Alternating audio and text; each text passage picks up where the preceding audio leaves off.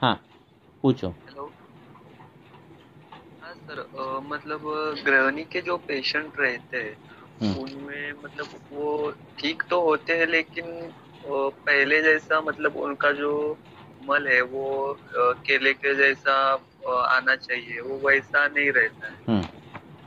मतलब ठीक, वो पहले से बेटर ठीक होते हैं, हम्म। 80-90% ठीक है ऐसा बोलते हैं। हम्म। लेकिन उनका मल जो है वो उतना अच्छे से फॉर्म होके नहीं आता है। हम्म। तो उनमें मतलब गृहिणी की मतलब गृहिणी जरा के लिए आवाज बल आवाज आ नहीं रहा। हाँ, बोलो। गृहिणी के लिए मतलब बल्ले के लिए क्या दे सकते हैं? क्या है, ये जो गृहिणी है अवयव, वहाँ मज्जाधारा कला भी है।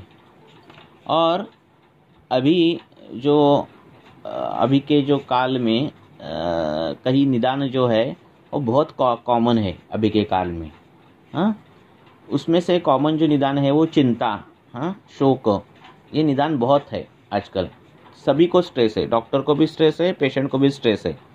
और ये रोज का स्ट्रेस, खाना खाते समय स्ट्रेस, खाना पचते समय स्ट्रेस, काम करते समय स्ट्रेस, ये सब जो निदान है वो कंटिन्यू रहते हैं पेशेंट में। और इसीलिए अभी के काल में गृहिणी की जो दृष्टि है वो बहुत पेशेंट में पाई जाती है। और जब ट्रीटमेंट देने के बाद वो ठीक हो जाते हैं, फिर वापस से वो गृहिणी के पेशेंट दिखते हैं। इसके अग्नि दृष्टि के कारण ये जो है कॉमन है वो है अध्यशन है, अजीर्णाशन है, ये तो कारण है ही कॉमन। दिवास्वप्न कॉमन दिखता है। लोग 8-9 बजे उठते हैं रात को, अभी 9 बजे सोने वाले बहुत ही कम है। ठीक है। तो ये सब जो चीज़ें हैं, इससे ग्रहणी दृष्टि जो है वो होगी ही होगी। हम्म। तो इसीलिए अभी जो हमें टिपिकल मल रहना चाहिए, ऐसा ये होना चाहिए, ऐसे नहीं दिखते। हम्म। तो मनुष्य की जो आयुर्मर्यादा पहले बोली थी 120 साल, तो फिर उसके बाद 100 साल, और अभी तो आयुर्मर्यादा 60-70 तक आ गई है ना। तो इसके लिए हम ही रिस्पॉन्सिबल है, क्योंकि और उसको कुछ कर नहीं सकते, क्योंकि हमारी जो अभी लाइफस्टाइल ऐसी हो गई है कि हम 9 बजे सोते नहीं हैं, 4 बजे उठते नहीं हैं, है ना। अजीर्णाशन होता है, अध्यशन हो जाता है, चिंता कितना भी कम करो चिंता आती है ना। तो ये सब कॉजेस है वो बार बार आपको वो व्याधि निर्माण करने में कारगर रहते हैं। तो इसीलिए हमें ऐसा होता है कि मेडिसिन जब तक पाम पाचन चालू है, दीपन चालू है, तब तक मल अच्छा है। वापस ये होने के बाद जो मल की जो कंसिस्टेंसी रहनी चाहिए वैसे आती नहीं है। हाँ।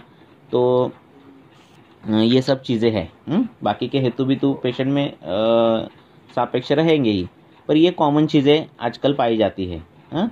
तो चिंता, शोक, मतलब ये सब चीज़ें हैं, उसका बहुत इम्पैक्ट पड़ता है। शास्त्रकारों ने बोला है कि आप कितना भी सम्यक खाना खाओ, आप कितने भी टाइम पर खाना खाओ, भूख बहुत लग रही है, बराबर टाइम पे खाना खा रहा हूँ मैं, षड्रस युक्त आहार है, फिर भी अगर वो खाना खाते समय आपके मन में शोक है, चिंता है, कुछ भी विचार चल रहे हैं खाना छोड़कर, तो आप में आम निर्मिति होगी ही होगी।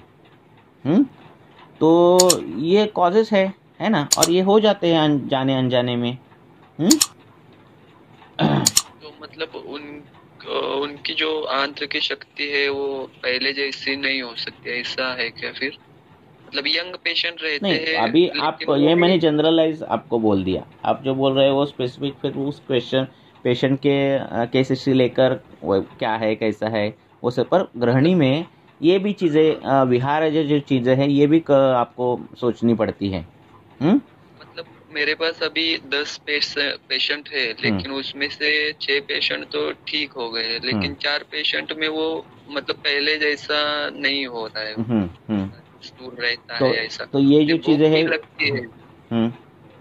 भूख भी लगती है, लेकिन वो खाते भी है, और टॉयलेट भी सुबह एक बार ही होता है, लेकिन जो मल की कंसिस्टेंसी हम्म। रहती है और जो और आपको बोलता हूँ जैसे। कि अगर ऐसा पेशेंट हो रहा है तो एक छोटे छोटे उपाय है, जिसमें हम ऐसे करते पेशेंट को कि शुंठी जो जल है, वो हम जल जो पीते हैं वो भी अभिसंधि है। क्योंकि हम उबला हुआ पानी, उबाल कर ठंडा किया हुआ पानी नहीं पीते। ठीक है। जो उबाल कर ठंडा किया हुआ पानी या फिर गर्म पानी जो रहता है उसके गुण जो है वो लघु है और वो अनभिसंधि है। हम जो ठंडा पानी पी रहे हैं वो अभिसंधि ही है और वो गुरु ही है, ऐसे शास्त्र में ही वर्णित है। तो जो पानी हमारा दिन में जाता क्या है पेट में, एक तो खाना जाता है दिन में ज़्यादा और पानी जाता है। तो अगर इस पर हमने संस्कार कर दिए तो आधी जो लड़ाई है वो हम जीत सकते हैं। तो खाने में जो है वो हिंगवाष्टक चूर्ण जैसे चूर्ण है उसका प्रक्षेपण करके वो खाना खा सकते हैं। और जो जल है वो शुंठी सिद्ध जल ऐसा अगर दिया तो आम निर्मिति जो थोड़ी थोड़ी दिन में हो रही है वो होती नहीं, और ऐसे पेशेंट में जो मल का जो आपको चाहिए वैसी कंसिस्टेंसी मिलती है। सिर्फ शुंठी सिद्ध जल अगर आपने चालू कर दिया पीना तो वो कंसिस्टेंसी मिल जाती है मल में। हाँ हाँ सर। हाँ लेकिन जो पित्तज ग्रहणी के पेशेंट हाँ रहते हैं उनमें मतलब मैंने शुंठी दिया था, हाँ लवण नहीं, भास्कर दिया था। पित्तज ग्रहणी होगा, ये कॉमन है दीपन करने के लिए। अगर पित्तज ग्रहणी है तो उनमें अलग अलग योग है, किरातिक्तादि चूर्ण है, चंदनादि हाँ चूर्ण है, लेकिन ऐसे चूर्ण आए हैं हाँ ग्रहणी में। हाँ, तो हाँ उस हिसाब लेकिन से वो द्रव्य सिलेक्शन कर दो। मतलब किरातिकता ऐसे द्रव्य जब मैं देता हूँ तब मतलब उनको वैसा रिजल्ट नहीं आता है, लेकिन उष्ण द्रव्य जब देता हूँ तब उनका मतलब स्टूल का फॉर्म अच्छा रहता है, लेकिन हम्म उन्हें फिर गर्मी का प्रॉब्लम होता है, गुददाह ऐसे भी होता है। हम्म तो नहीं, आप क्या करो, डिटेल केस हिस्ट्री ले लो। हाँ, अगर ऐसा आपको दिख रहा है ना तो पित्तज ग्रहणी में घृता आए हैं, तिक्त घृता आया है ना, भूनिम्बादि चूर्ण करके आए हैं, तो इनका प्रयोग किया तो ये नहीं दिखेगा आपको। अगर उष्णता जन्य लक्षण दिख रहे तो उष्ण गुण के कारण हो रहा है कुछ, तो हेतु भी देखने चाहिए। हाँ, चाय कितना पीता है, चाय भी एक हेतु है ना। तो छोटे मोटे हेतु भी देखो। ठीक है ना। हाँ, हम्म, ये थैंक यू सब सर। देखो। पित्तज ग्रहणी देखोगे तो आपको घृत, बहुत से घृत दिखाई देंगे। Thank you. बहुत गर्मी हो रही है, बहुत पसीना आता है, भस्मक जैसा ये होता है कि कितना भी खाओ भूख नहीं ये होती, सुबह नाश्ते के टाइम भी भूख लगती है, तो चंदनादि चूर्ण या फिर चंदन का घृत बनाओ और वो दिया तो भूख भी कम होती है और ये जो उष्णता जन्य लक्षण है वो भी कम हो जाते हैं। ऐसा ये हो सकता है। हाँ सर, इसमें एक और एक है कि जब मैं मतलब इन कुछ पेशेंट में दूध का प्रयोग करने के लिए बोलता हूँ, मतलब सुबह आप दूध पीजिए हम्म और उसके बाद 1-2 घंटे के बाद भूख लगती है तो खाना देख, खाइए। ऐसे मतलब अगर जिसका अग्नि बहुत है ना उनको भैंस का दूध देना, गाय का नहीं। हाँ, अगर नहीं मतलब हाँ उनमें उनमें फिर दूसरे मतलब दूसरे मॉर्निंग में उन्हें मतलब दूध से ही थोड़ा सा विरेचन जैसा होता है, हाँ, तो तो वो गाय के दूध ठीक से है? हो जाता है। तो वैसा ठीक है क्या, मतलब दूध पीने से भी उन्हें थोड़ा सा विरेचन जैसा होता है? होने दो ना, दूध पीने से विरेचन, ये तो उधर की चिकित्सा ही रहती है। हाँ, और विरेचन होके थोड़ा थोड़ा दोष रोज बाहर निकलता है। उधर में जब बोला है कि तक्र का सेवन करो तो उसके बाद क्या बोला है उन्होंने कि तक्र से दोष जाने के बाद फिर बल प्राप्ति के लिए दूध का सेवन करना बोला है, वाग्भटाचार्य ने बोला है ना। मतलब दूध उसमें को दूध निषिद्ध का क्या है, दूध को निषिद्ध उसका जो कोट है वो आमा विभूत नहीं चाहिए। ये ध्यान में रखना। हाँ, उसमें आम नहीं चाहिए दूध के लिए। दूध अगर पीना हो तो अच्छी खासी भूख लगनी चाहिए, अम्लोदगार उदरदाह ऐसे कोई भी लक्षण नहीं चाहिए उदर में, तभी दूध पीना है। अगर ऐसा नहीं हो और आपने दूध पिया तो अन्न को दूध को शुक्तत्व प्राप्त हो जाता है। शुक्तत्व मीन्स वो खट्टा बन जाता है पूरा का पूरा।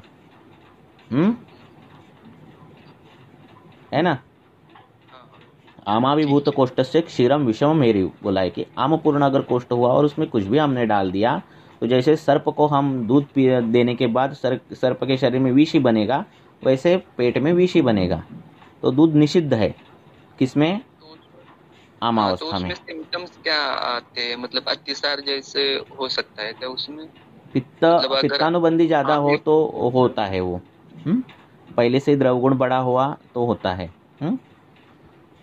प्योर गाय का दूध हमने लिया तो वो विरेचन ही करता है। वो देसी दूसरी गाय रहती है उसका दूध लिया तो उससे वो नहीं होता। ठीक है। Thank you sir. कच्चे जो ये रहते हैं, क्या बोलते, बनाना, केले रहते हैं कच्चे, तो उसकी सब्जी जो है वो बहुत पथ्यकर है अपनी पित्तज ग्रहणी के लिए।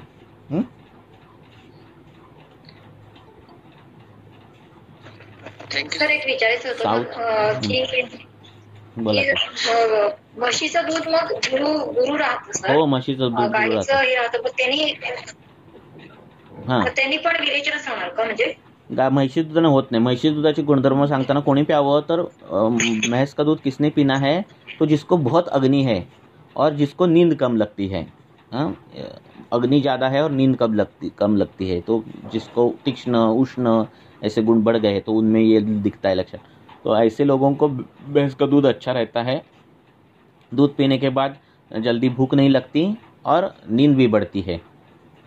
हाँ, जिसमें बहुत रुक्ष गुण है, पेशेंट में अग्नि तीक्ष्ण है, ऐसे जो अपना अग्नि विसर्प जैसा कैसे रहते हैं, हाँ, तो उसको अग्नि विसर्प में नहीं, अग्नि विसर्प में जो गुण बढ़ते हैं वैसे गुण जिस पेशेंट में बढ़ते हैं उस पेशेंट में भैंस का दूध बहुत अच्छा रहता है. कषाय आहे का ते थोडं? कशाचं नाही, म्हैशीचं दूध गुरु आहे. रसमध्ये थोडा कषाय रस आहे वाटतं त्याच्यामध्ये. कशात? असं आहे म्हशीचं दूध म्हणजे कषाय रसात्मक असं थोडं आहे असं, म्हणजे त्याच्या गुणधर्मामध्ये वाचलेलं आहे. म्हणजे कुठे वाचलंय सर याच्या बघायला पाहिजे. पण अभी त्याच्यामध्ये गुरुता खूप आहे, कारण जो भैंस होती है वो एक जगह बैठती है, उसका जो गाय के जैसा नहीं रहता कि बहुत चलती है, ऐसे नहीं रहता. हाँ, गम्यती थी गाय, जो चलती है घूमती है वो गाय है, ठीक है ना. उसके हिसाब से गाय मीन्स हम जो देखते काऊ वो नहीं रहता, जो घूमता फिरता है उसको गाय कहते हैं. पर गाय घूमती फिरती है इसलिए गाय को गाय संज्ञा दी है. ये संस्कृत का ये रहता है. तो भैंस जो है वो वैसे करती नहीं. हाँ, वो एक ही जगह रहती है, पानी में बैठ गई तो वैसे बैठती है, तो उसके इसके अनुसार, गुण के अनुसार उसके जो दूध में गुरु गुण बढ़ता है, हाँ, स्निग्ध गुण बढ़ता है. तो और शाम का दूध अगर सुबह का दूध अगर उसका लिया, किसका, भैंस का, तो वो बहुत और बहुत गुरु रहता है. तो अग्नि बहुत चाहिए, अच्छा अग्नि चाहिए जिसको भैंस का दूध देना हो. ऐसा सर. आणि हल्ली काही कंपन्यांचं बकरीचं दूध पण भेटतं. बकरी दूध तो बेस्टच है ना. वो बकरी इधर उधर घूमती है ना, वो जो सेवन करती है वो पत्ते खाती है. मेंढीचं दूध है, मेंढीचं दूध है पथ्यकर नाहीच आहे. सगळ्यात वाईट, सबसे बुरा जो दूध है वो मेंढी का दूध है. बुद्धिमान देकर बोला है उसको. बकरी का दूध तो बहुत अच्छा रहता है. बकरी का दूध जो है वो राजयक्ष्मा के पेशेंट को ये बहुत लघु रहता है. गाय से दूध से भी लघु रहता है बकरी का दूध, और वो जो है वो बहुत पथ्यकर है बकरी का दूध. पर उसको बास बहुत खराब आती है. वो कई लोग जो रहते हैं ना जिसके पास बकरियां, वो वही दूध पीते हैं. जिसको अग्नि बहुत ही कम है और शरीर का पोषण करना है, वर्धन करना है, ऐसे लोगों को बकरी का दूध बहुत अच्छा रहता है. टीबी के पेशेंट को भी बकरी का दूध बहुत अच्छा रहता है. बकरी के दूध में एंटी ट्यूबरकुलर एक्टिविटी रहने वाले वो सब घटक पाए गए हैं.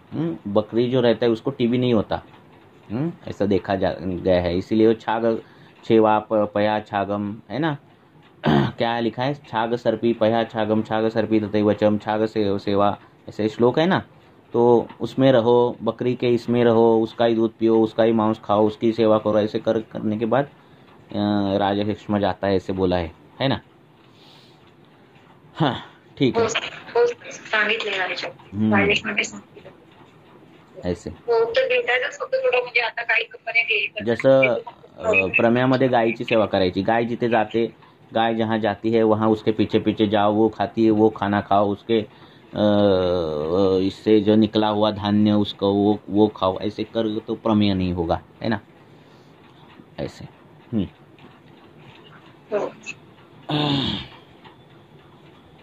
ठीक है. Hello sir. बोलो. सर मैंने अभी ग्रुप में एक केस मतलब पिक्स डाले हैं एक पेशेंट के. ग्रुप में डाले क्या? अभी जस्ट डाला है हाँ। क्योंकि मुझे पूछना था उसके जो लीजन के बारे में। ये पेशेंट है 44 इयर्स एक मिनट, फीमेल। हाँ, एक मिनट, मेरी पेंसिल कहाँ गई? हाँ हाँ, बोलो। जब तक मैं हाँ तो लिखता सर नहीं ये ना आपकी के, पेशेंट तब है तक वो मेरी पिक्चराइजेशन सामने होती नहीं। हाँ, 45। 44 इयर्स फीमेल और उसका पूर्व व्याधि वृत्त में सीए ब्रेस्ट है। उसका कीमोथेरेपी सब हो चुका है। और इसको जो अभी पैर में आया है लीजन, ये जनवरी से है। किस और में उसके आया है पूर्व रीजन? व्याधि लीजन किस में आया है? पैर में राइट राइट लेग में है सर। उसको थाई से लेकर नी तक है। क्या आया है? जो ब्लैक कृष्ण, एक्चुअली वो जब मैं देखती हूँ ना वो मिश्र वर्णी है सर। थोड़ा रेड है, थोड़ा ब्लैक है, थोड़ा सा नील वर्णी। तो जैसे मॉडर्न में तो उसको उसके जो गई थी डॉक्टर के पास, उन्होंने लाइकन प्लैनस डायग्नोस किया है। और उसको मेन जनवरी से हुआ है ये। और कंडू बहुत था उसको। वो 1 महीने पहले आई है मेरे पास। 1 महीने की ट्रीटमेंट हो चुकी है उसकी। और उस पेशेंट को अम्ल पित्त भी था। तो उसको अभी अम्ल ब्रेस्ट उठकर वो आते था। कीमोथेरेपी ली उसने, सब कुछ हो गया उसका? हाँ सर, वो सब 2015 में हुआ है। वो सब कुछ बाद वो में फिर रिकवर हो गई वो उसकी। बूस्ट थेरेपी विरपी सब हुआ? सब कुछ हुआ है सर। सब कुछ हुआ, सब कुछ ठीक हुआ है। है। अभी उसका उसे कुछ प्रॉब्लम नहीं है। वो नॉन थायराइड की भी पेशेंट है और एक कीमोथेरेपी सब कुछ हो चुका है ब्रेस्ट का उसका। तो उसका अभी उसे कुछ प्रॉब्लम नहीं है। और उसको एक्जिमा भी हुआ था लास्ट 2000। ये ट्रीटमेंट के पहले की न बाद में? हाँ, बाद में। पहले सर, एक्जिमा उसको पहले हुआ था 2019 में। मतलब स्किन डिसीज वो प्रोन टू है। और वेट भी उसका ज्यादा है। और उसके अम्ल पित्त भी और शिरशूल, उल्टी जैसे आना, ऐसे ये सब कुछ उसको बहुत बार होता है। मतलब फ्रीक्वेंसी है उसकी ज्यादा। और उसका मैंने जब हेतु लिया तो उसको वो माउंटेन ड्यू जो कोल्ड ड्रिंक्स है ना, उसको वीकली वंस वो खाने के बाद और खाने के बीच में पीने की आदत थी। 1/2 litre of water everyday morning पीने की आदत थी। बाहर का भी खाना होता है कभी कभी। ऐसे उसके हेतु थी सर। और दधी सेवन एवरीडे है उसका। तो इसी वजह से हो ये गया हेतु सब कुछ। मुझे, हाँ वो मुझे मिले हेतु। तो मैंने उसको जब आई तो मैंने पानी का कम कर दिया, दधी सेवन पूरा बंद कर दिया। और उसको बोला कोल्ड ड्रिंक्स ये सब कुछ बंद करना है, बाहर का फूड बंद करना है। तो मैंने सर मैंने उसको है ना मुस्ता पाचन और मुस्ता का सिर्फ कषाय दिया था स्टार्टिंग। और शंखवटी दी थी। और उसके बाद मैंने उसका लघु विरेचन कराया था ये कब किया था? अभिपत्ति चूर्ण से। अभी ये जब सितंबर में आई थी ना वो। उसके बाद में कैंसर डायग्नोस हुआ? नहीं, कैंसर तो 2015 में हुआ था सर। उसके बाद का है ये सब कुछ? हाँ, ये अभी मेरे पास वो कंडू के लिए आई। उसको पैर में जो हुआ है ना, जो मैंने अभी शेयर किया है, तो उसको कंडू बहुत था पैर में। तो वो बोली कि मैंने टैबलेट लेती हूँ तो मुझे बहुत नींद आती है एलोपैथी, तो मुझे नहीं लेना है अभी, तो मैं आयुर्वेदिक मुझे स्टार्ट करना है करके वो आई थी। तो उसको रिलीफ नहीं था कंडू में भी टैबलेट लेने के बाद भी। एल्टरेक्स ऐसे कुछ दिया था उसको, तो नहीं रिलीफ था। तो मेरे पास वो आई, मैंने ट्रीटमेंट दिया सर उसको। तो उसका कंडू पूरा चला गया है, मतलब अभी बिल्कुल भी नहीं है उसको। मैंने उसको सत्य विरेचन भी दिया था, जैसे पाचन दे के विरेचन दिया था अभिपत्ति, क्योंकि वो उसको ये नहीं करना था, मतलब पंचकर्मा नहीं करना था अभी। तो मैंने उसको जस्ट एक शॉर्ट मैंने बोला हम ट्राई करेंगे कितना इसमें कम होता है क्या? तो वो दिया। फिर मैंने आरोग्यवर्धिनी स्टार्ट किया और उसको भूख नहीं लगती थी, तो मैंने थोड़ा इंगवाष्टक चूर्ण 7 डेज के लिए दिया था उसको। अभी सर उसका वो लीजन कम नहीं हो रहे हैं, इसके लिए अभी लीजन कैसे देखना? मैं पीछे 1 मिनट। हेलो, हाँ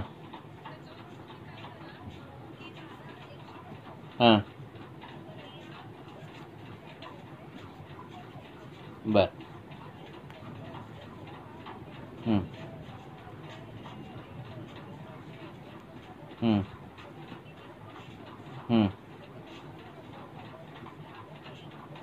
बरं, आता माझा दिलाय का? हां, मी करतो थोड्या वेळाने, डिस्कशन चालू आहे, करतो नंतर. मी तुला सगळं झाल्यावर फोन करतो. अगं डिस्कशन करतोय, मीटिंग चालू आहे.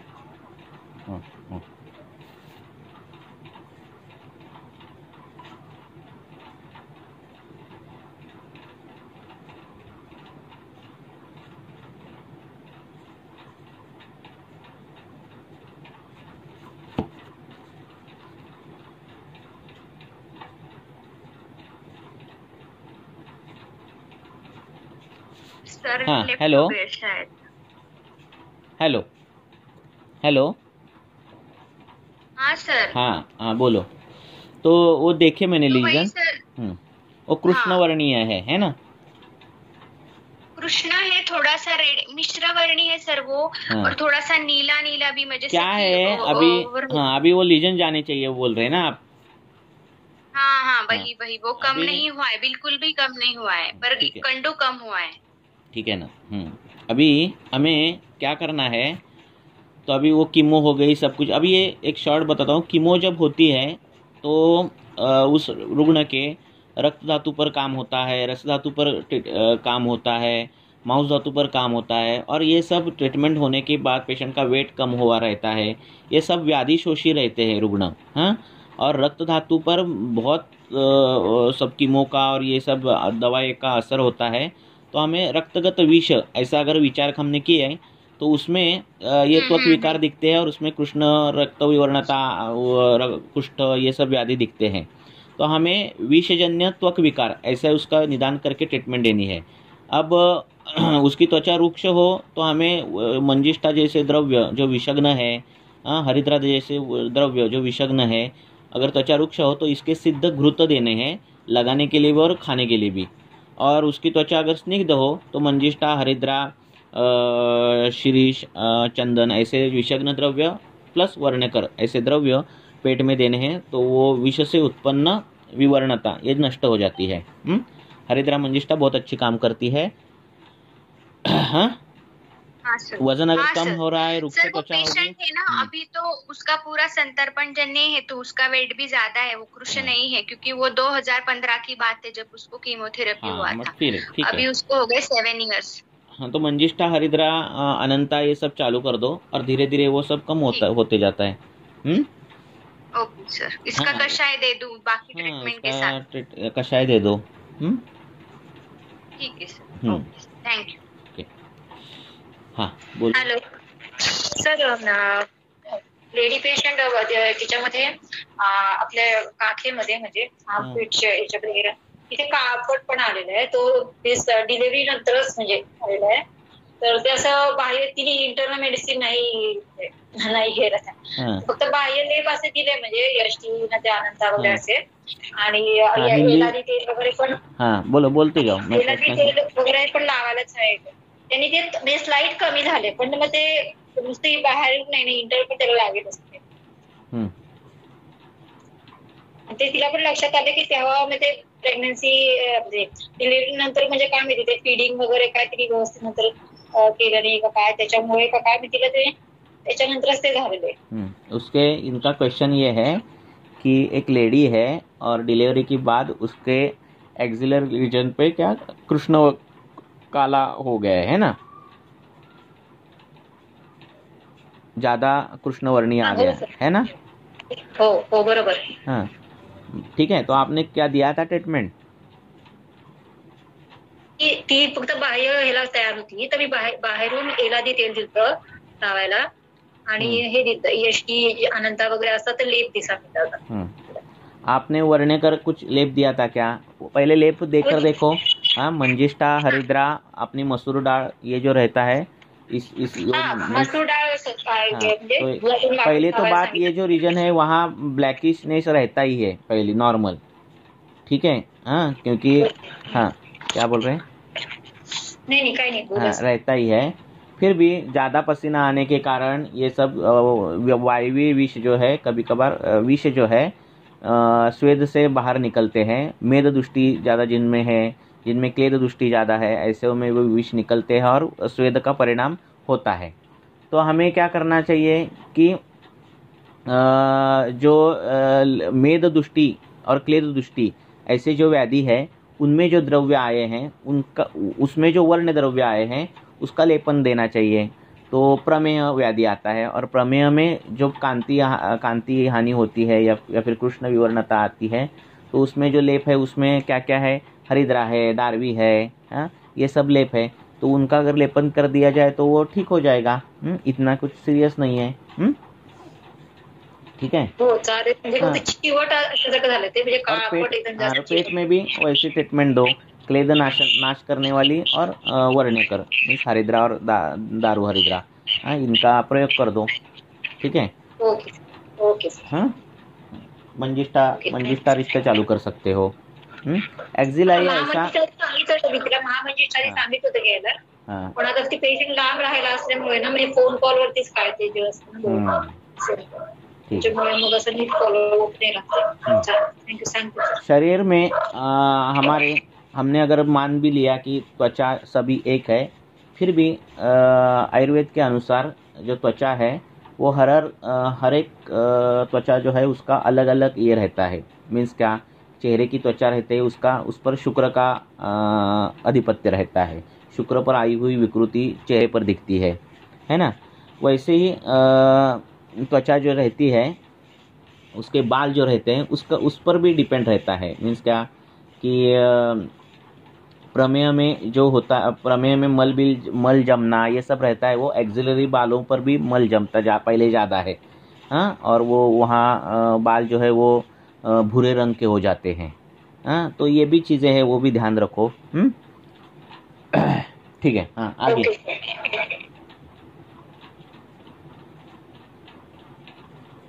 हेलो। देखो त्वचा कैसे एक ही है, हम एक ही मानते हैं, पर पीठ पर हाथ फिराना उस पर अलग फीलिंग रहती है, थाइस पर हाथ फिराना उस पर अलग फीलिंग रहती है, पेट पर उस पर हाथ ये करना उस पर अलग फीलिंग रहती है, गाल पर अलग रहती है ना। तो हर जगह जो है वो अलग अलग रहती है। हाँ ठीक है, बोलो, वो अलग टॉपिक है।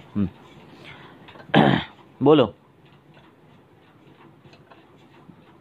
हेलो। हाँ बोलो। स्वित्र के लिए सर ट्रीटमेंट थोड़ा सा जाना था। सार्वदैहिक स्वित्र अगर है तो उसमें क्या हम ट्रीटमेंट लाइन ले सकते हैं? और मतलब पेशेंट की एज 50 प्लस है और उसको विद इन 1.5 ईयर मेरे साथ ट्रीटमेंट के लिए हो गया है, तो उसको पंचकर्मा के प्रोसीजर्स भी कराए हैं, वमन, विरेचन, रक्त मोक्षण और नस्यम। और उसके बाद मतलब उसका मेडिसिन में भी बहुत कुछ, स्वयंभू कुकुल और महामंजिष्ठादि काढ़ा, खजरा रेस्ट और लेप के लिए रस, मतलब खाने के लिए रसपाचक, रक्तपाचक भी दिया, मेदोपाचक भी दिया है। और उसको लेप के लिए मूली बीज और बाकुची का जो कॉम्बिनेशन चरक में बताया है वो भी अप्लाई किया है। अप्लाई करने वाले ऑयल में वेतपलाई तेलम और वेतपलाई तेलम का प्रयोग किया है। उसको इंटरनल भी उसको प्रयोग करवाया है। उसका जो है वो कितने सालों से है? स्वित्र उसका पिछले 10 साल से है। तो वो नहीं जाएगा, असाध्य है और असाध्य की ट्रीटमेंट नहीं करना है। 1 साल से पुराना स्वित्र, जो क्षेत्र वंक्षण प्रदेशी, एक्सिलरी रीजन या फिर ओठ पर आया हुआ क्षेत्र, 2 मंडल एक दूसरे पे मिक्स हुए हैं, ऐसा क्षेत्र, जिस क्षेत्र पे बाल भी उस क्षेत्र जैसे हो गए, व्हाइट हो गए, ऐसा क्षेत्र, ये क्षेत्र जो है वो असाध्य है। फिर भी कदाचित दैव योगेन ये कभी कभार साध्य हो सकते हैं, पर ये क्या है, असाध्य ही बताए गए हैं और असाध्य की ट्रीटमेंट हम नहीं करते। जब करना बोला है शास्त्रों ने तो बोला है कि हो सकता है दैव योग, क्योंकि कुष्ठ जो है, क्षेत्र जो है, इसमें कर्म विपाक जो है वो बहुत बड़ा मायने रखता है। पिछले जन्मों में हमने क्या किया उसका विपाक जो है इस जन्म में भुगतना पड़ता है। एक कर्म से सिद्धांत रहता है। कैसा है, कई अलग अलग कल्पना, अलग अलग प्रश्न जो रहते हैं जीव सृष्टि के, उसको सॉल्व करने के लिए अलग अलग शास्त्र है। जैसे ज्योतिष शास्त्र है, हम जो पढ़ रहे हैं आयुर्वेद शास्त्र है, वैसे ही एक कर्म सिद्धांत है। तो क्या होता है, सभी की जो आंसर है वो एक शास्त्र में नहीं मिलते। तो आयुर्वेद ने एक क्लू दिया रहता है कि ये कुष्ठ की जो व्याधि है ये पूर्वजन्मकृत है, है ना, पूर्व जन्म कृत पाप कर्म से भी ये व्याधि होने वाले हैं, ऐसी व्याधि भी दिए हैं। तो ये भी चीज़ें रहती है। इसलिए ऐसे अगर पेशेंट है तो उनको बोलना पहले असाध्य व्याधि है, फिर भी मैं ट्रीटमेंट कर रही हूँ, अगर ठीक लग रहा है आपको एक तो ले लो, नहीं तो ये कर दो। ज़्यादा ज़्यादा 6 महीने 7 महीने, उसके बाद ट्रीटमेंट ट्रीटमेंट बंद कर दो, क्योंकि उसके पैसे जाते हैं, अपना नाम जाता है, ठीक है ना। तो सिलेक्ट करते समय ऐसे कुष्ठ सिलेक्ट करो जो 1 साल के अंदर के हैं, और जो अभी जो क्राइटेरिया मैंने बताया उस क्राइटेरिया के इसमें आ रहे हैं, ऐसे कुष्ठ जो है वो सिलेक्ट कर दो। श्वित्र, और श्वित्र में कैसा आता है, एक वाइट कलर का श्वित्र आता है और एक रेड श्वित्र आता है। अब जो व्हाइट कलर का रहता है उसमें मेद धातु की इन्वॉल्वमेंट रहती है, और जो रक्त वर्णीय रहता है उसमें रक्त धातु की इन्वॉल्वमेंट रहती है। अब जो चित्र व्हाइट कलर का रहता है और हमने वो सब कुछ आप बोल दिया है, वो सब कुछ अगर कर दिया हमने और वो रेड कलर में आ रहा है तो समझना हमें उपशय मिल रहा है। तो रेड कलर जो चित्र रहता है अरुण वर्ण का, तो वो साध्य में जल्दी क्यूरेबल है व्हाइट से, वो रेड तक आता है सर। हाँ। बट उसके बाद में फिर रेड तक आने के बाद में वो आगे प्रोग्रेस नहीं करता, अगर रेड तक रेड तक आता है मीन्स क्या, हम जो उष्ण तीक्ष्ण द्रव्य दे रहे हैं ना, वहाँ का भाजक पित्त बढ़ता है और वो रेडनेस आता है। वो रेडनेस वो रहना चाहिए बंद करने के बाद भी। तो वो अगर रेडनेस व्हाइट से रेड हो रहा है तो थोड़े चांसेस रहते हैं ठीक होने के, पर फिर भी अगर नहीं हो रहा है ना तो ट्रीटमेंट बंद करने का पेशेंट को पहले सीधा सीधा बोलना कि असाध्य है, कि वो बोलने में हमारी जो है वो होशियारी रहती है। क्योंकि आप 90 पेशेंट अच्छे करते हो और 2 पेशेंट असाध्य पेशेंट ट्रीट करने के पीछे भागते हैं और वो होते नहीं, तो वो 2 पेशेंट क्या करते हैं, आपका नाम खराब हो जाता है ऐसे। इसलिए जो साध्य है उस पर काम कर दो। ठीक है ना। अच्छा सर, एक और पेशेंट है आवरण जन्य जो व्याधि होती है, MND का डायग्नोस लेकर आई है। कौन सा MND को डायग्नोस हो, MND एलोपैथ ने डायग्नोस किया है उसको। MND क्या है लॉन्ग फॉर्म उसका? ये सर मोटर न्यूरॉन डिजीज कहलाती है। Motor neuron disease, okay. क्या इसमें हमारे यहाँ आवरण जन्य व्याधियों में इसका विवरण है थोड़ा सा। कहाँ है?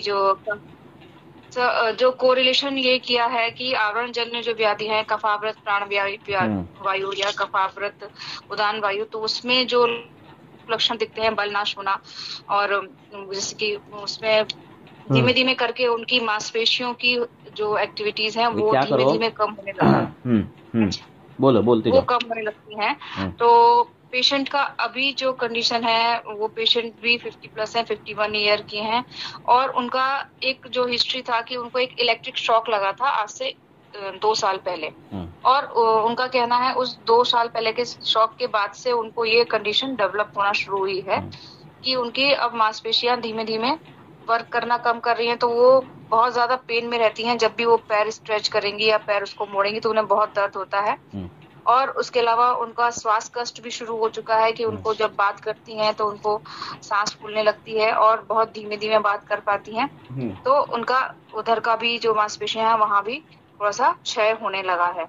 और साथ में सर उनको एक और डेवलपमेंट है ऑस्टियोआर्थराइटिस, जिसको संधिवात बोलेंगे। संधिवात काफी बढ़ा हुआ है उनके, जो उनका एक एक्सरे देखा था उसमें भी, और जब भी हम उसको स्पर्श करके देखते हैं तो उसमें बहुत ज्यादा क्रैकिंग साउंड्स जो होती हैं वो आती हैं। उनका घुटने में बहुत ज्यादा क्रैकिंग साउंड्स हैं, और एक्सरे में भी दिखा रहा है कि वहां पर क्षयजन, अस्थि क्षयजन, वो संधिगतवात का लक्षण है। तो ये 2 सिम्टम कंडीशंस उसके अंदर एड ऑन है। 51 की लेडी है, लीन एंड थिन है, और स्ट्रोक की हिस्ट्री रही है। नहीं, ये पहली केस अलग है कि ये अलग है?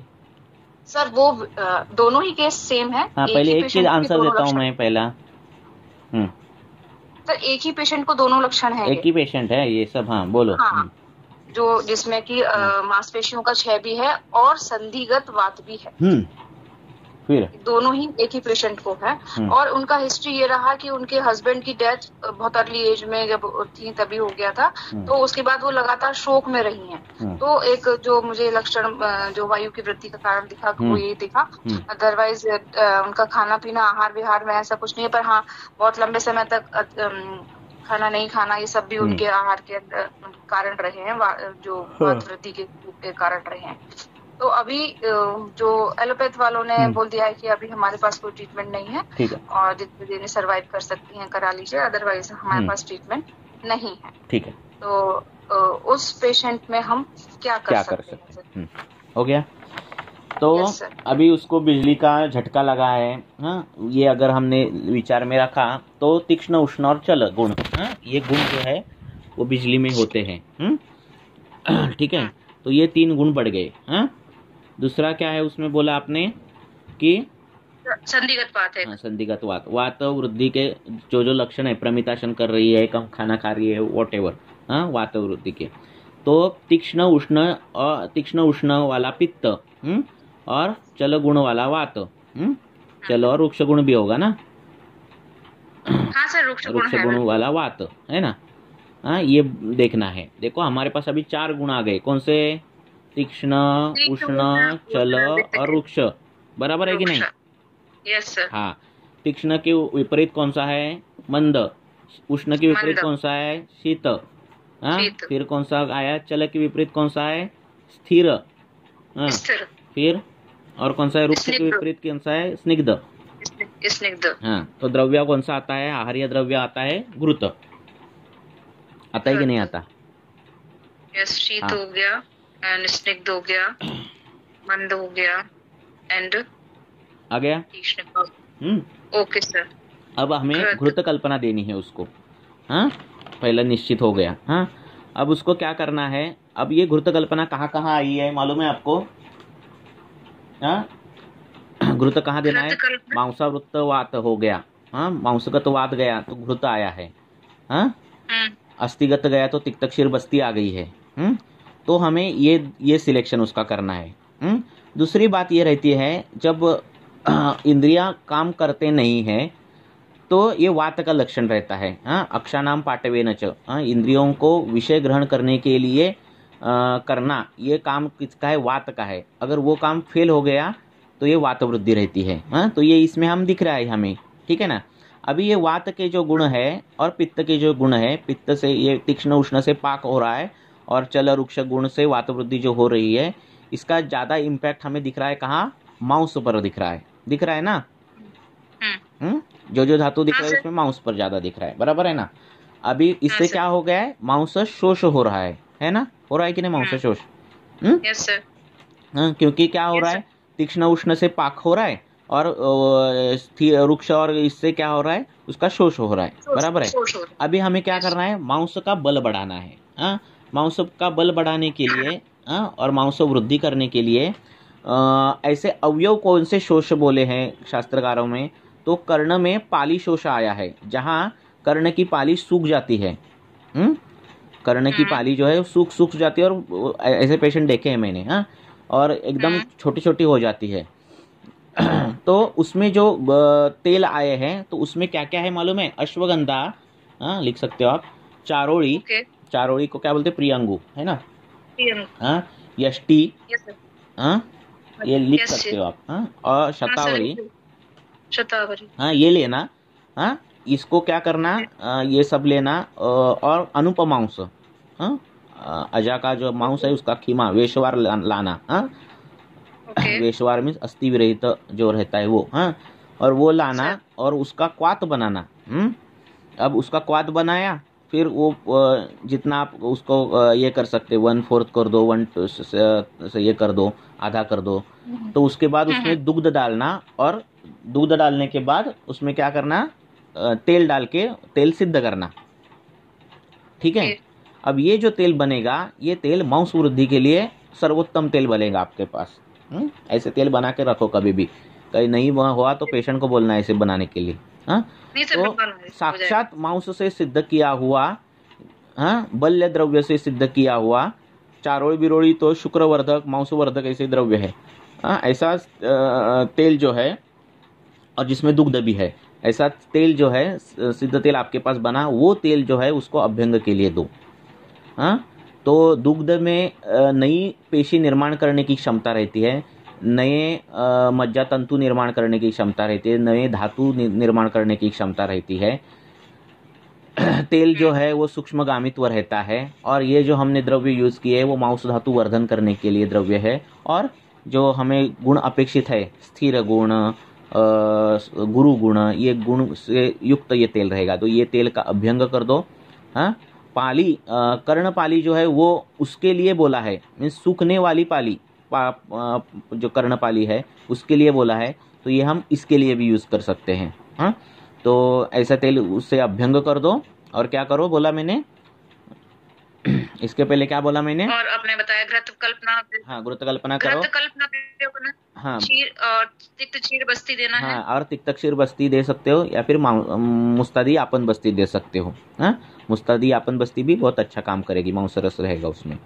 ठीक है, तो ऐसे कर दो, फिर क्या हो जाएगा, पेशेंट ठीक होने लगेगा। बाद में वो कोरिलेट भी रिलेट करो। ठीक है, ओके सर। तर विधी परत एकदा सांगता कसं, चारी तेल घेऊन त्याच्यामध्ये मांसर हे करायचं का? हाँ। हे मांसर हाँ, ही द्रव्य आहेत ना, शतावरी, अश्वगंधा, चारोळी, यष्टी विष्टी घ्यायची। आलं लक्षात? यष्टी क्या है? मांस ही है ना, है ना? मांस ही है, वो मधुर मांस है, ग्रहण करने वाला मांस है। गला जब ये हो जाता है, अति भाषण के कारण गला जब शुष्क हो जाता है, गल क्या है? गल मांसामय है। गल क्या है? मांसमय है। और उसमें अगर स्निग्धता हो, गुरुता हो, तो आवाज़ अच्छा रहता है। जब मांस आप सार पुरुष देखोगे तो उनमें आवाज़ अच्छा रहता है। तो जब गले में वात बढ़ता है, तो यष्टि मधु बहुत अच्छा काम करता है ना। तो ठीक है, तो वो बात अलग है। तो ये यष्टि मधु ये सब लेना, और क्या लेना, अनुपमांस लेना, और उसका क्वाथ बनाना, दूध डालना, और उसका सिद्ध तेल बनाना। ये इसमें है, अष्टांग हृदय में तेल है। हाँ, मेरे इसका नहीं है तेल, वाग्भट नहीं बताया है। ओके सर, ओके सर, इसमें कुछ स्वर्ण योग का भी प्रयोग कर सकते हैं? कर सकते हैं, करने के लिए कुछ सब कुछ कर सकते हैं। हाँ। मतलब वो जैसे कि बृहद्वार चिंतामणि या फिर मकर ध्वज का प्रयोग करें, या फिर कर सकते, करने के लिए कर सकते।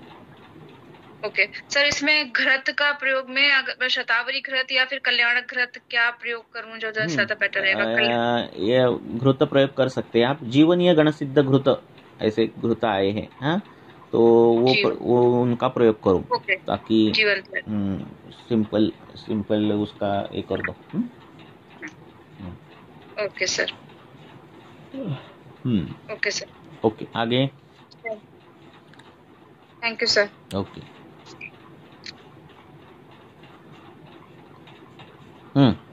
पूछो, डायरेक्ट पूछो, माइक अनम्यूट करके। सर, शित्राच्या पेशंट मध्ये सर डायबिटीज पण होतं, पेशंटला शित्र पण होतं. त्याला ते अनुपान मध सांगितलं, त्यांनी काही काळपर्यंत घेतलं, पण नंतर ते मधामुळे तिथं डायबिटीस मध्ये असं भीतीने तरी ते बंद केलं. रिझल्ट होते चांगले. कशाचे? शित्र हाँ, मदाचा क्या, मद का क्या होता है?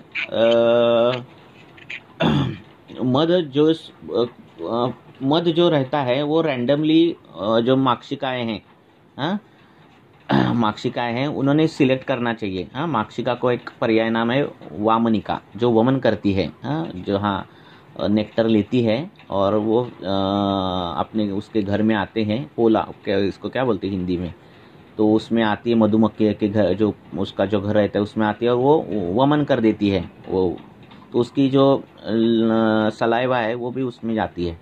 तो ये रैंडमली मध सिलेक्ट करना चाहिए। पर होता क्या है, अभी जो मध लेते हैं वो हम उसका ये करते हैं कि एक विशिष्ट प्रकार के ही पुष्प लगाते हैं लोग वो, और फिर वो आर्टिफिशियली कलेक्ट होता है। तो मध के जो गुण आप हमें चाहिए वो वैसे नहीं मिलते जो मिलने चाहिए, है ना।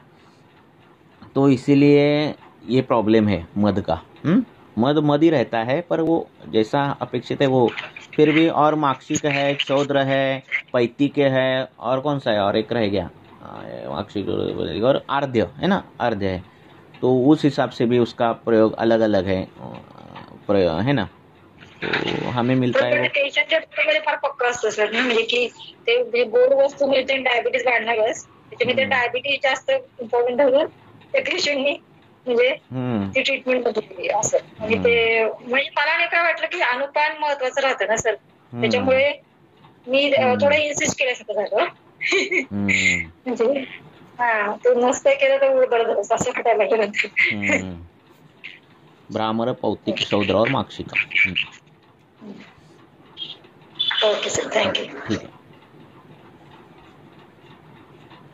आगे हेलो सर. बोलो. हाँ, जो मार्केट में जो तिल तेल रहता है वो 200 रुपए लीटर भी रहता है, वो रिफाइन किया हुआ, और एक 400-500 रुपए भी रहता है वो कच्ची घानी का. तो उसमें से हम जो यूज करते हैं मेडिकेटेड के लिए, तो उसमें से कौन सा यूज करना बेहतर रहेगा, अभ्यंग के लिए भी और इंटरनल भी? कच्चे घानी, अभी जो तेल मिलता है मार्केट में वनराज का डिब्बा मिलता है, तो हम तो डिब्बा लेते हैं 15 लीटर का, तो वो एक तो 3100 में 3000 तक पड़ता है वो 15 लीटर. और कच्ची घानी का थोड़ा महंगा होता है ना. तो हम ये लेते हैं, कौन सा जो मैंने बोला. और दूसरा कौन सा मालूम ही नहीं हमें. कच्ची घानी का मिलता है, वो बहुत महंगा रहता है, पर फिर भी हमें सिद्ध करना पड़ता ही है ना. वो आम हो गया ना. कोल्ड प्रेस जो है ना, वो आम तेल हो गया, हमें उसको सिद्ध करना ही पड़ेगा, है ना. ब्रांड कौन सा बोला सर आपने? वनराज का मिलता है, और एक मलयालम मीन्स साउथ का मिलता है. उस पर मलयालम लिखा रहता है, वो साउथ से वो अच्छा रहता है. उसका नाम देखना पड़ेगा क्या है, पर वनराज का मिलता है डिब्बा बड़ा. तो 15 लीटर का डिब्बा रहता है, 15 किलो, 16.5 लीटर रहता है उसमें तिल तेल. धातुक्षयजन्य वात प्रकोप में पेशेंट में जो अगर अभ्यंग के लिए तेल देना हो, तो उसमें मूर्छित किया हुआ देना, मतलब मूर्छित ही देना है. तेल जो है वो कच्चा आम ऐसा देना ही नहीं रहता. और अभ्यंग के लिए देना रहता है तो वो खर पाकी या फिर मध्यम पाकी तो रहना चाहिए, तभी वो ये हो जाता है. उसका जो एब्सॉर्प्शन बोलते हैं ना, गामित्व हो जाता है. हाँ, एक और एक पेशेंट है संधि शूल का, तो और उसमें मतलब क्या बोलते हैं उसे, मतलब शिरागत वात जैसे, मतलब शिराओं में मतलब पाल्पिटेशन जैसा होता है, मतलब नसें फड़फड़ना ऐसे बोलते हैं ना. तो उसे कैसे देखे, मतलब वो धातु क्षीणजन्य है. हाँ, अगर वैसा अगर दिख रहा है, सिराएं फूक गई है क्या, मतलब उसमें नसें फड़फड़ना ऐसे बोलते हैं ना, फड़फड़ना ऐसा है होता तो है. वैसे आप रक्तक्षय जैसा आप ट्रीट कर सकते हो, है ना. जैसे मज्जा का काम है अस्थि का पूरण करना, मूत्र का काम है बस्ती का पूरण करना, मल का काम है आंत्र का पूरण करना, आंत्र में पूरण रहता है, वैसे सिराओं में रक्त का पूरण रहता है ना. वो पूरण कम होने के बाद ये सब दिखेगा, बराबर है ना. तो उसमें रक्तवर्धक और नहीं, वैसी केस है, मैं ऐसे गाइडलाइन आपको दे रहा हूँ. आप डिटेल केस देखो, फिर बताओ, ग्रुप में डाल दो, फिर हम देखेंगे उसमें क्या है. कौन सी सिरी फड़फड़ रही है, कब फड़फड़ रही है, क्यों फड़फड़ रही है, वो देखना पड़ेगा ना. वात वेदी की क्या है, दृष्टि उसमें देखनी होगी. हाँ, हेतु क्या है ना. ओके. वो देखना पड़ेगा.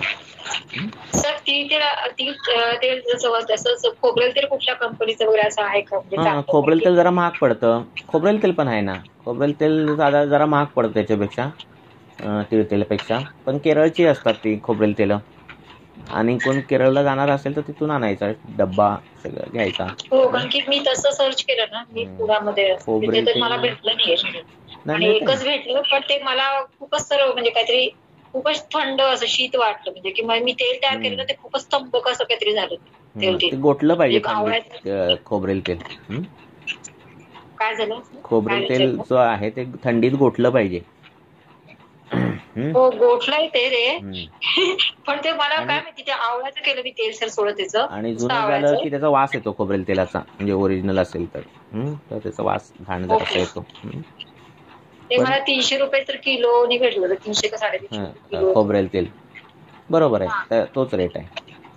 तोच डिटेल. खोबरेल तेल पण ते महाग. मला काय ते समजलं नाही की ते म्हणजे शीत गुण त्याचा म्हणजे जास्त जाणवलं. म्हणजे ते आवळ्याचा तुरटपणामुळे एखाद ते जास्त स्तंभक झालं का तेल, ते ह्याचा शीत गुण जास्त, ते मला काही समजलं. म्हणजे कसं कधी कधी आवळं पण आपण साउथ में हा. सब खाने में भी वही कोकोनट ऑयल यूज करते हैं. हो येस सर. हाँ, और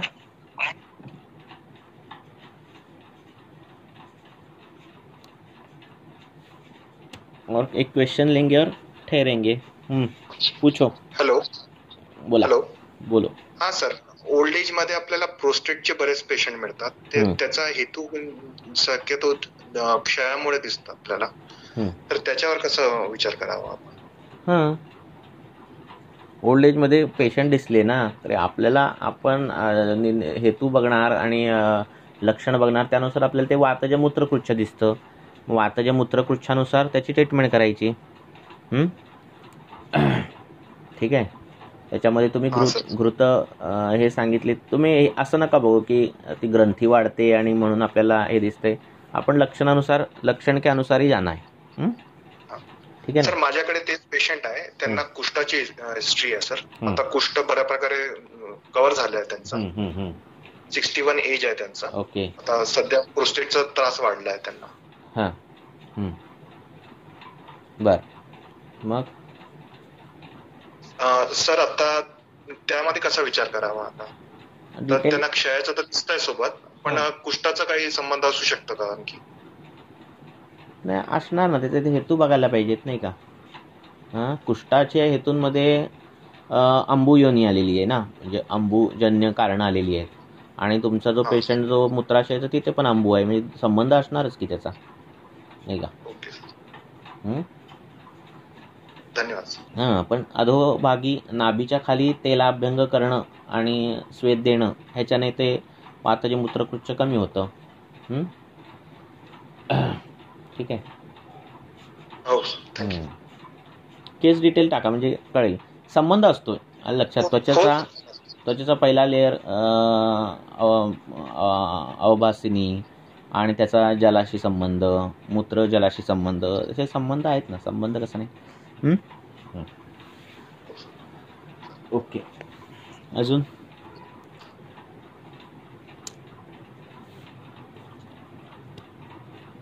सर अशा वेळी मूत्रसंग्रहणीय गण वापरायचं कसं?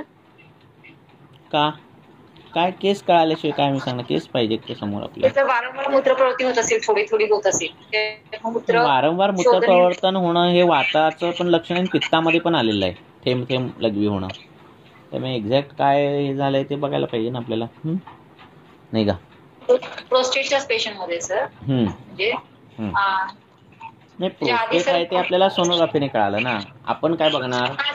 सर आधी सर पेशंटला मलावरोध होता सर, आणि नंतर मग मलावरोधासाठी औषध दिले, पण मग नंतर ती काही काळ ते मलावरोध व्यवस्थित त्याने हे झालं, सॉल्व्ह झालं. पण नंतर ती औषध पुढे उष्ण पडल्यासारखी झाली. म्हणून साठी मग चंदन काहीतरी चंदनाचं वगैरे असं काहीतरी शीत द्रव्य दिली, नंतर मग हे लक्षण असतं. केस पाहिजे डिटेल काय म्हणताय ना, म्हणजे एक्झॅक्ट काय झालं ते ग्रुप में टाकते. म्हणजे मला कळू दे नेमकं काय झालं.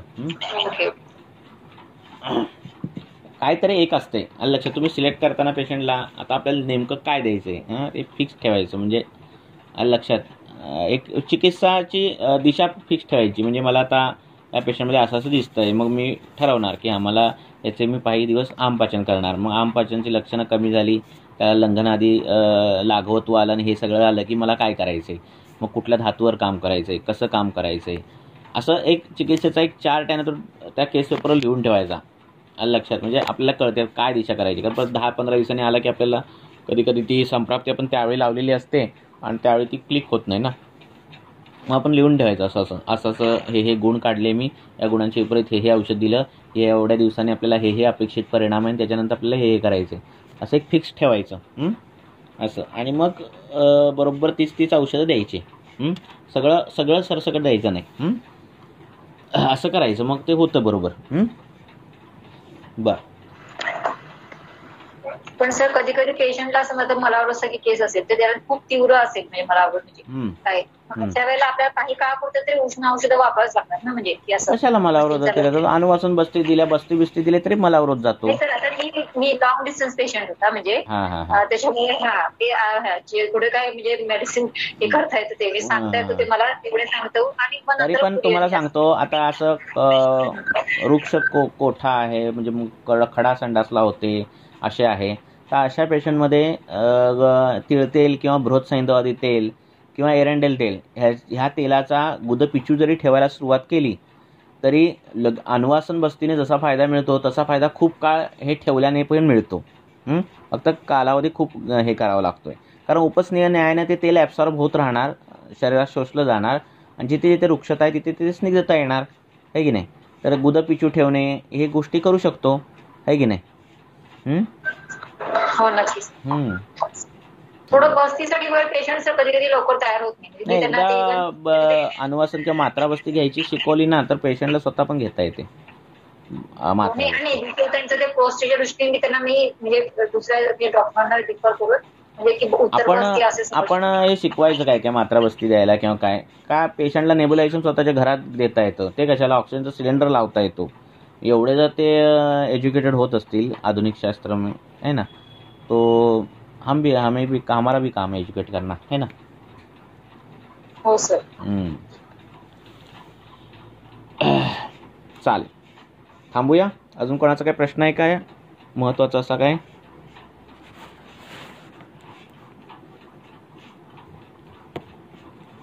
चालेल ठीक आहे. थँक्यू. ओके.